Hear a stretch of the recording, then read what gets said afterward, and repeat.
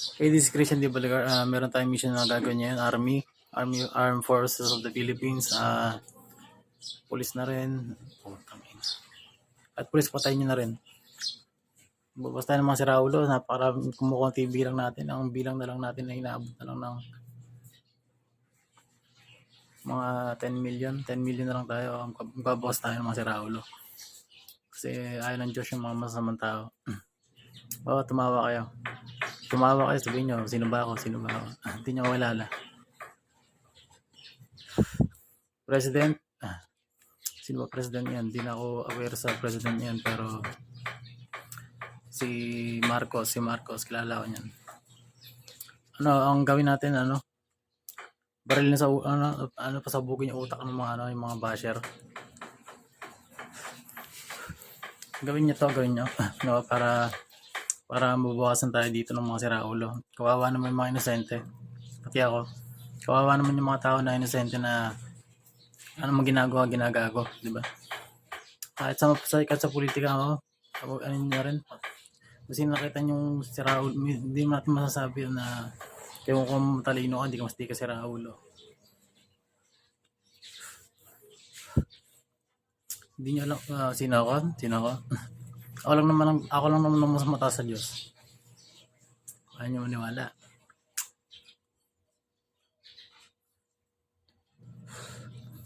Siguro, ang gagawin natin yan.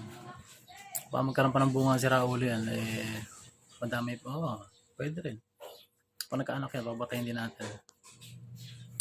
Ang gagawin natin, kilala niyo yung mga si Raulo, mga nagpapanggap din yung mga tinogan. Yung mga matitirong kilala nyo na ginagago, pag ituro mo, sino gumago sa'yo. Okay, kahit ako pupunta ako, basta pupunta ka rito. Ito lang sa Bantog, Purok dos, Malasig. Punta ka rito, papatayin ko yung tinuro mo. Ang kailangan natin gawin ay hindi maalis yan, mga walang kwentang tao yan.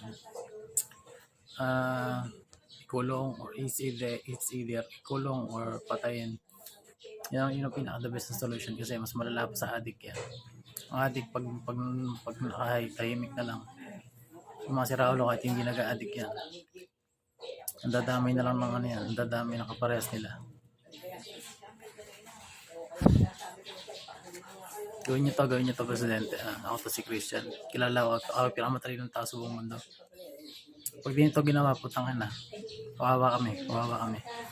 Pagkatanggol ko dito yung mga gwapo. Na wala namang ginagawa pero bilkito pa ng mga siraulo walang kwenta.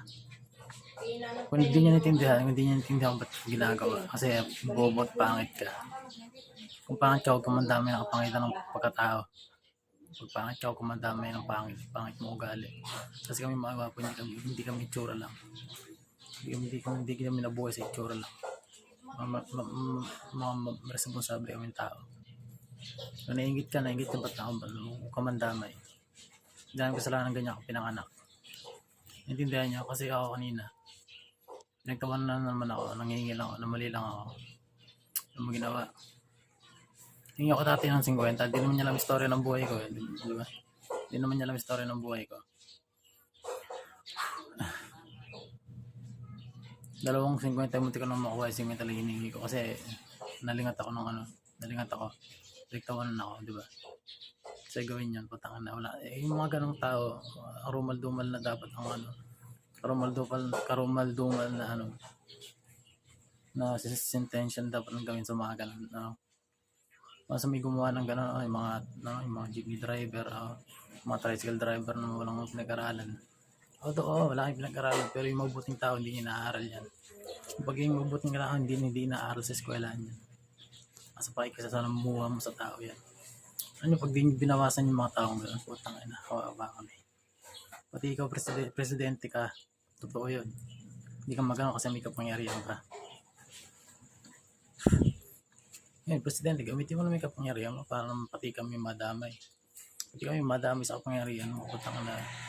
Gobyerno kasi putang ina, kahit si Raul lang, kasi kaparehas nila eh. Kahit si Raul yung nabit, si Raul yung Sira ulo yung sira ulo yung gumawa ng masama, yung pakakampihan. Hindi nyo ba naisip kawawa yung mga taong inosente. Sabihin nyo inosente, tatanga-tanga. Alam nyo, di ko alam yung bata pa lang inobserbahan ko yan. Kala sa mga inosente, mababait pa nga. Hindi nyo alam, pag nagalit na inosente, pag umiyak yan, pag umiyak ang inosente, walang ginagawa. Nakita ng Diyos, Diyos na bahala.